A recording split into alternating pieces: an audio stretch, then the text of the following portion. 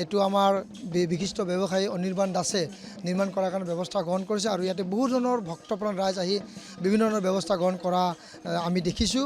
আমাৰ গুৱাহাটী পৌৰ নিগমৰ পৰা আমাৰ বিজুমতি ডাঙৰে ইয়াতে আমাৰ মিনি হাইমাছ লাইট দিয়াৰ ব্যৱস্থা গ্ৰহণ কৰিছে।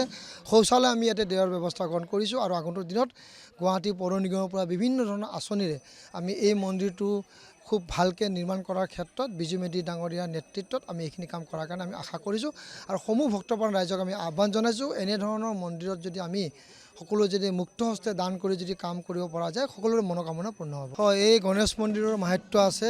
এই গণেশ মন্দিৰৰ পূজা পাতল কৰিলে সকলোৰে দৃঢ় বিশ্বাস আছে, বাবা গণেশে আশীৰ্বাদ দিয়ে আৰু বিভিন্ন ধৰণৰ ফল পাইছে। আৰু এই গণেশ মন্দিৰৰ কাষতে এটা শিৱ মন্দিৰ আছে। এই 3ডাল বেল গছ একেলগে তাতে ডাঙৰ হৈছে আৰু ইয়াতে এটা সৰুকৈ হ'লেও এতিয়া শিৱ পূজা চলি আছে বহু দিনৰ পৰা আৰু এই মন্দিৰলৈ সৰু ভক্তপ্ৰাণ ৰাইজৰ মনোকামনা পূৰ্ণ হয়। এই মন্দিৰটো বিভিন্ন সদাশয় ব্যক্তিৰ দান বৰঙণিৰে নিৰ্মাণ কাৰ্য চলি আছে। কোনো কামে ৰখি থকা নাই, সকলোৱে দিছে। আমাৰ কাষতে এটা সুন্দৰ এটা ৰুম বা তেনেদৰে আমাৰ এটা ষ্ট'ৰ ৰুমেই হওক বা বিভিন্ন ধৰণৰ আমাৰ ভোগঘৰে হওক নিৰ্মাণ কৰাৰ ক্ষেত্ৰত বহুতো ভক্তপ্ৰাণ ৰাইজে সেই ধৰণৰ দান দিছে।